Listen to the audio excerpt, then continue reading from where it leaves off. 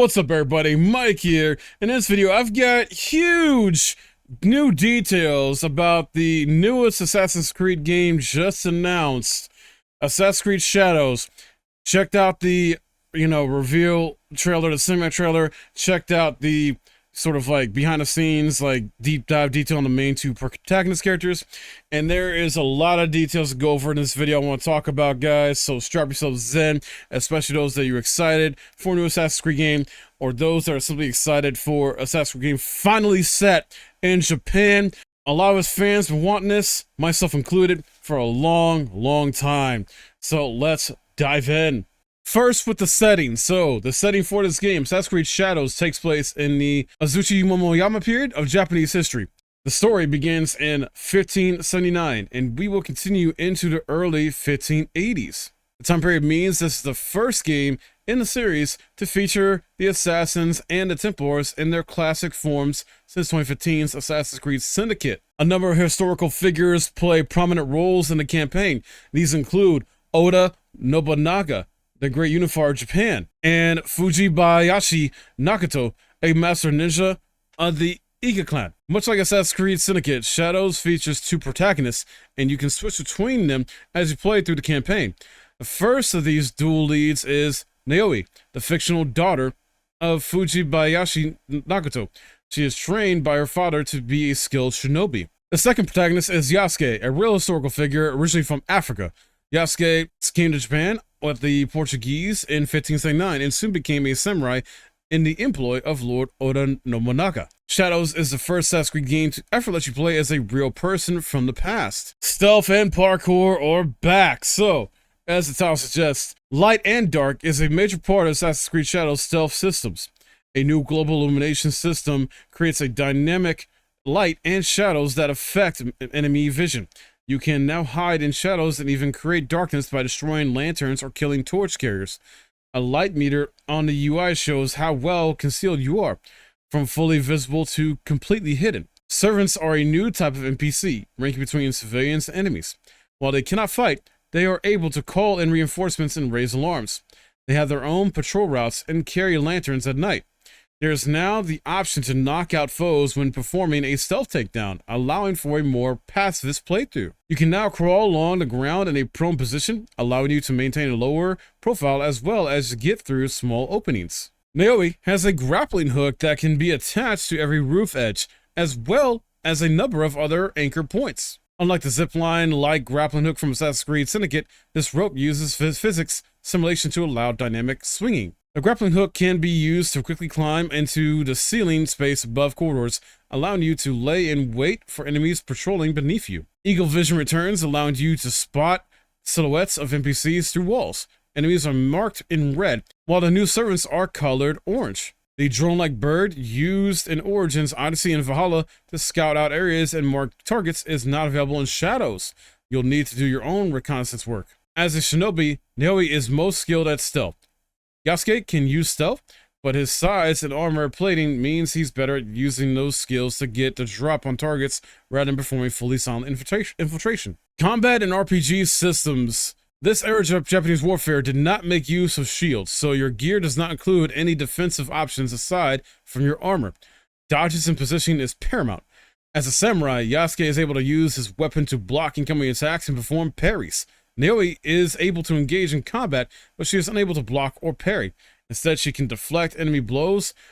Ubisoft didn't clarify the difference between parries and deflects, but it may be that parries enable counterattacks while deflects are more evasive tactic. Enemy armor has a durability system and can be broken during combat. Pretty much every prop in the game is able to be dynamically damaged by your weapons. Katanas will slice through bushes and baskets fruit ninja style, leaving accurate blade marks.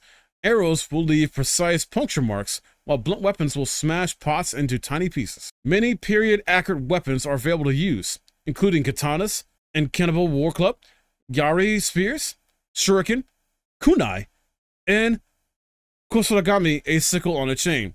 You may have seen this like in Neo 1 and 2 as far as the Kusarigami weapon. Yasuke is able to use arquebus rifles, providing him with a powerful long-range option. Each weapon has its own skill tree. Investing time into using a particular weapon will improve your proficiency with it. You can craft your own katana from gathered components and personalize it. A transmog system will also allow you to tailor your gear to look exactly how you want. That is fantastic, man. Active combat skills return and are unlocked by finding ninja scrolls in the world.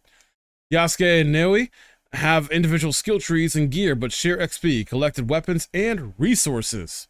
Next up, there is dynamic world and seasons built into the game as far as like how the weather and seasons is going to, affect things.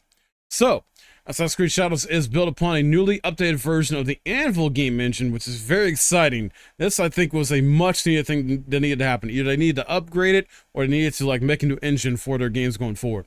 So it looks like they've finally done it. The new tech allows for better lighting through global illumination, the new breakable props, more detailed asset meshes, and much less pop-in. Thank you! The new Anvil upgrade has allowed for a season system that sees the world progress through spring, summer, autumn, and winter. The current season is dictated by your progress through the campaign in order to maintain historical accuracy. But there are steps that each period goes through to create a sense of authenticity. Each season comes with unique features that link to gameplay. For example, in the spring and summer, when plants bloom and flower, there will be bushes and long grass to hide in.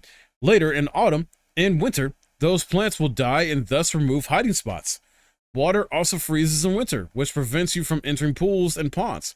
Icicles will form on rooftop edges and can fall if disturbed, potentially giving away your position. Seasons also affect NPC behaviors.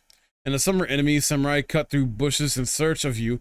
In the winter, foes stay close to fires in warm places, potentially open up new, colder paths for you to take. A fully dynamic weather system provides appropriate climate conditions based on both the region and seasons. Severe weather like deep fog, howling winds, and snow impacts enemy sight and sound. A storm is an opportunity to mask your footsteps. The world features a surprisingly detailed ecology system. In spring, for instance, wind will blow gusts of pollen and have been spawned by trees. The world features a surprisingly detailed ecology system. In spring, for instance, wind will blow gusts of pollen that have been spawned by trees, replicating a real ecosystem. The map is similar in size to that featured in Assassin's Creed Origins and replicates the central region of Japan. The map is divided into regions based on Japan's real historical provinces, including Aiga, the home of Shinobi, Erima, location of a major battle, and Ami, an agricultural breadbasket region. The iconic synchronization points return, but in a reimagined way. Climbing to the top no longer plots a multitude of icons on your map, nor does it trigger the spinning drone shot of the area. Instead, from this vantage point, you're able to survey the area for highlighted points of interest, which you can then seek out when back on the ground. Ubisoft expressed a wish for there to be less icons this time around. And so this appears to be one way of fulfilling that. Thankfully, despite this slight change, synchronization points will still act as fast travel locations. Shadows is set during a time of flourishing urbanization, trade, and warfare. This allows for a wide range of locations, including towns, trading posts, farmland, and colossal castles that have been rendered at near one-to-one scale. Beyond these settled areas are mountains and forests. When it comes to assassinations and quests, Shadows features a non-linear campaign largely focused on targets. Ubisoft says that you will be free to track these targets in any order. Some targets simply exist in the world and you may stumble upon them organically without having researched and hunted them first. Others have more structured infiltration-style gameplay attached to them. Ubisoft aims to create a more rewarding journey by being a little more hands-off. While the campaign is still objective-focused, the studio hopes to enable more player autonomy by using hints to push players in the right direction rather than outright telling them where to go next. I love this. Thank you, Ubisoft. It sounds like they're taking, pages out of like games like maybe Elden Ring, games like maybe Dragon's Dogma 2, or Dragon's Dogma series in a sense. So like they're getting less handholdy overall, which I think is a good thing if done well, right? And you kind of have some mystery, you kind of have this, fun exploration type thing, this sort of piece of candy syndrome type, that I like to call it, where it's like every 30 seconds to a minute, there's something interesting going on in the world that makes you want to go check it out, explore, you know, do whatever. Like, I love this. Most main quests can be completed as either Yasuke or Naoi, aligned for freedom of approach. However, both characters also have their own specific missions playable only by them, as well as bespoke introduction quests. Side quests and world activities are available beyond the main campaign. Notable things to find in the world include castles, temples, shrines, and art. You can build up a spy network with agents who can be sent on missions to gather intelligence on your targets. There's a hideout where you and your allies can gather. Wow, that was a lot, guys. I'm super stoked, even more so now than my initial reaction to, you know, the cinematic trailer and stuff like that, because this is a lot of details. Like, I think 40 details we went over, you know, and this game is coming out later this year. Launches November 15th for PS5, Xbox Series X and S, PC, Mac, and Amazon Luna. Great screenshots here too, been able to check out. I'm hoping we get some gameplay soon. I haven't heard anything yet as far as actual gameplay being shown off. I imagine at Ubisoft Forward, we'll possibly see some actual gameplay or Summer Games Fest, something like that around that time next month. We'll have to wait and see, but this, you know, seems like they are trying to do some, you know, things here to sort of innovate, change up the formula, you know, be less handholdy, and just kind of be more engaging for a gaming experience for players. And I dig that. I dig that. And, you know, they're trying to learn from some of their, you know, past mistakes here, it seems like, in terms of game design. So hopefully this remains true, and hopefully there's even more better stuff, you know, that's going to be in this game to learn about as the coming months, you know, come and leading up to the game release and all that. Hopefully it's helpful to you. If you enjoyed it, let me know your thoughts in the comments below. Like the video and subscribe if you're new. My name is Mike. Thanks for watching.